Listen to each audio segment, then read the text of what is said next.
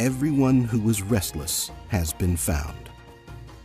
One name stands out among the others. This is in fact the first attestation of the name Israel. It is clear that they were well-established neighbors to Egypt, and even more, a palpable threat to their power. Otherwise, they would not even be named in such an important royal document.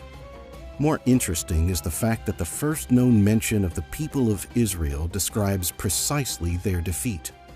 The stele claims its seed is no more, implying that Egypt killed every last one of the Israeli men.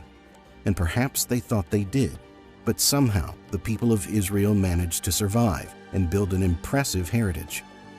As we will see throughout this video, this theme of destruction, survival, and resurrection will become common in Jewish history.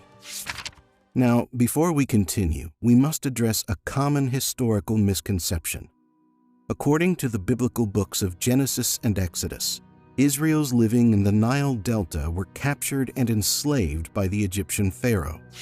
The official story says that when Egyptian kings decided to build the pyramids, they used Israeli slaves, which they called Hebrews. Actually, the only thing that is real in such a story is the name, as Hebrew is in fact how the Egyptians called nomadic Israelites, to distinguish them from other Canaanites.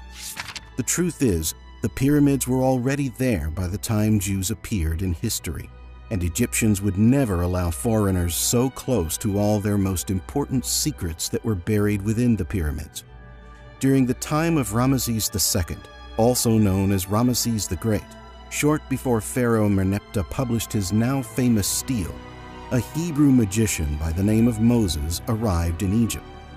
The Bible claims that he was prompted to free the Hebrew slaves by the one true God Yahweh, who presented himself in the form of a burning bush at the top of Mount Horeb.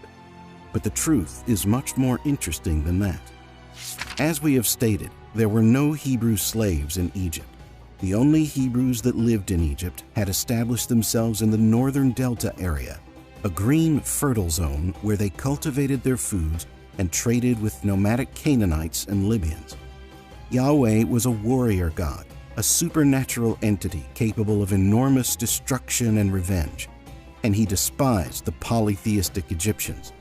However, Israelites were not ready to fight against the mighty armies of Egypt at the height of their power, and those who lived in the delta preferred to worship the Egyptian gods and live at their leisure instead of surviving in the desert. This angered Yahweh. He then sent a single man, Moses,